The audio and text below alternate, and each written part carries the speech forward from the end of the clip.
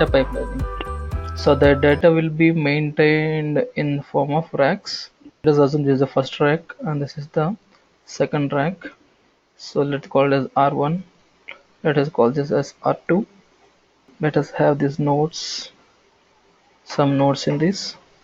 Let's talk node 1, node 2, node 3, node 4. We cannot have node 5 here. Either we can have 4, 8, 16, 32. So I say N1, N2, N3, N4 and N5. So what is the process that runs in each node?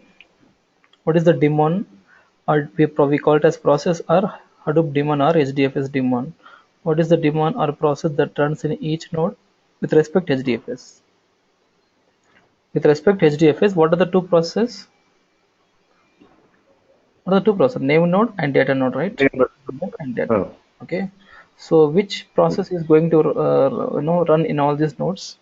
Data node or data node. data? Data node. Okay. Obviously data node process daemon, we call it as daemon. So data node is Okay. going to run.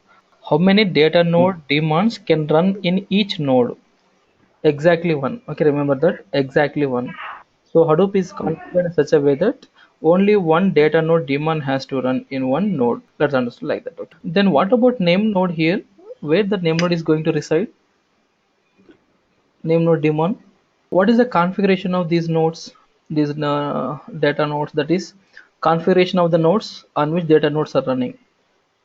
So for data nodes, generally commodity hardware can be used. Commodity hardware. What is by commodity hardware? At cheap cost. Okay, so data nodes we can use commodity hardware. Can we use commodity hardware for name node? Hadoop is designed to run on commodity hardware. That is okay. But what processes to run on commodity hardware is slave processes, not the master processes, master demands. Slave demands can run on commodity hardware. Okay, but the master demands, okay, master like name node, they have to run on some highly configured. And highly configured, and that means the number chance of failures must be very very less when we go with the name node. Okay, highly configured, and failure chances very less. Failure chances must be very very less. And what about the failure chances of data nodes? The chances can be, as it is commodity hardware, the chances are high in this case. Failure chances are high here. Okay, Right. so this is what we need to understand this one now. So name node, let us assume name node is running some in another rack, some in another rack. So it need not be in the same rack, it can be in the same, generally a rack will contain the nodes which are of same configuration generally. So let us take another rack, some R3. So let's assume we are running one name node here. Okay, now, so when someone wants to write the data into HDFS, so we call that as client. So when one client wants to write the data into HDFS, this client is going to first approach whom? Name node. The data nodes will be connected to each other, and at the same time these two racks are connected again. These two racks are connected, even these racks are connected. Okay, we need to understand this point. Okay, now this is how the connection will be now. Yeah. So the first connection, the first client is going to make a request to name node, and this name node is going to give the information of available data nodes. Available data nodes. Okay, so based on that, this client is going to write the data into what you call as data nodes. Okay, now let us say the name node has given the information about these two racks. This the data nodes are there in these two racks. We can write the data into any of these data nodes. Let's assume that is information given by the name node. So every node has the same chance of loading the data into it, same probability. Then what, based on what factors this client is going to make a decision to write the data to nearest one. Okay, so even the client is going to first consult data node or a node which is nearest to it. Okay, so if every node has Okay. the same probability, then why to go to, suppose if it can write the data to, let us say, this node first.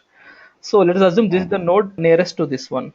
Then why no, why to go to the another rack or another nodes? No, not required, right? So it will try to go with Yeah. the first nearest node first. Okay, this is a basic factor we need to understand. Okay, interview they ask these questions like this. Okay, so the first, let us say that the first one, the factor that will influence the client node to make a decision about writing the data to a data node is the nearest. The first one is nearest one. Okay, the first one is nearest one.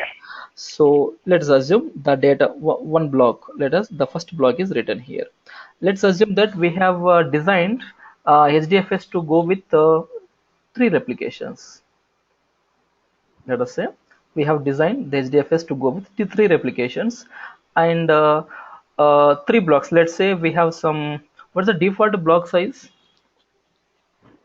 128. Exactly. Okay, so 128 MB is the default block size and three replications is the default number of replications. So let's assume we have some, we are trying to load a 300 MB file. So into how many blocks this file is going to be created, into how many blocks? 12 to 3. 24, right? Three, exactly three.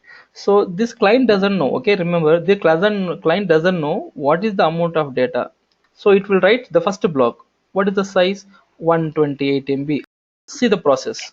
First, let's assume the data is being written into the first node here.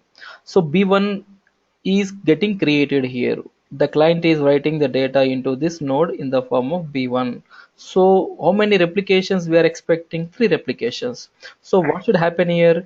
This block. So where another copy of the block has to be created now? In the same rack or another rack? Another rack. Another rack, exactly. 3 into B1, B2, B3, right? So total 9 blocks.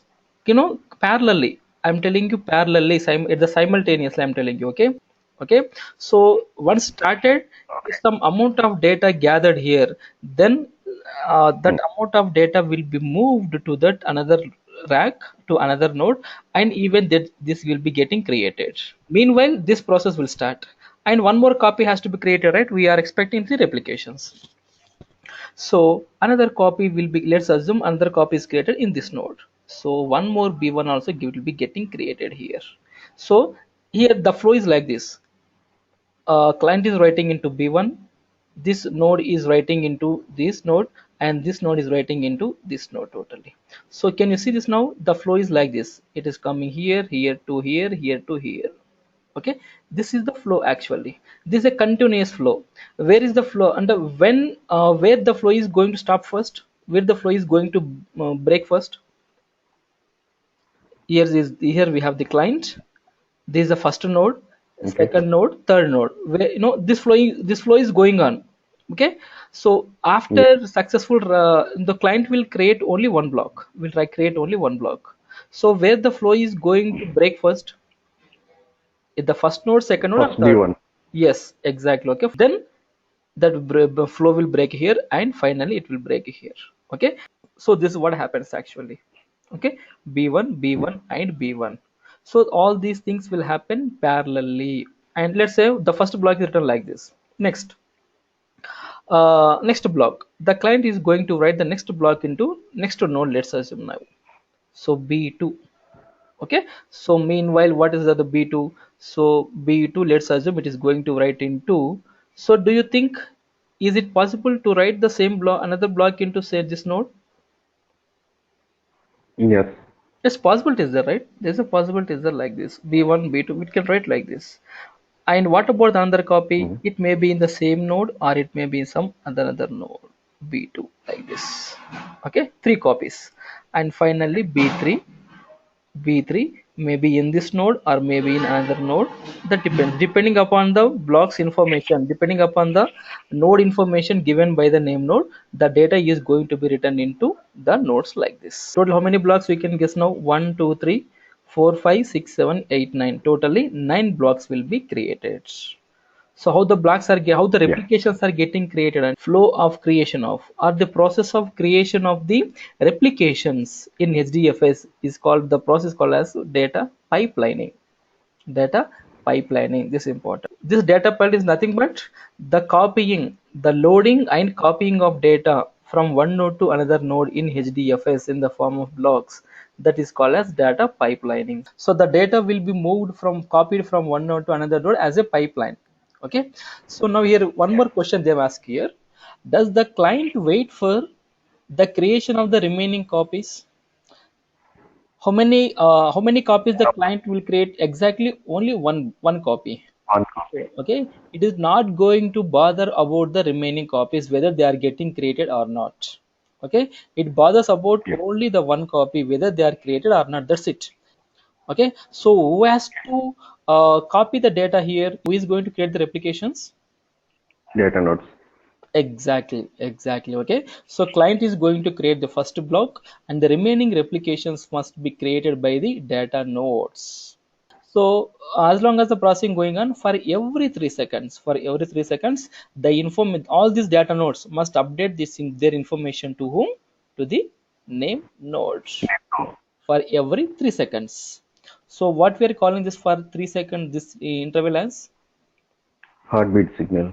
This called as heartbeat interval or signal, what it may call as heartbeat signal or heartbeat interval. They send information about all the blocks present with them. So all the blocks, what are all the blocks present in it? That blocks information will be given to the name node by the data nodes for every 3 seconds. Got it?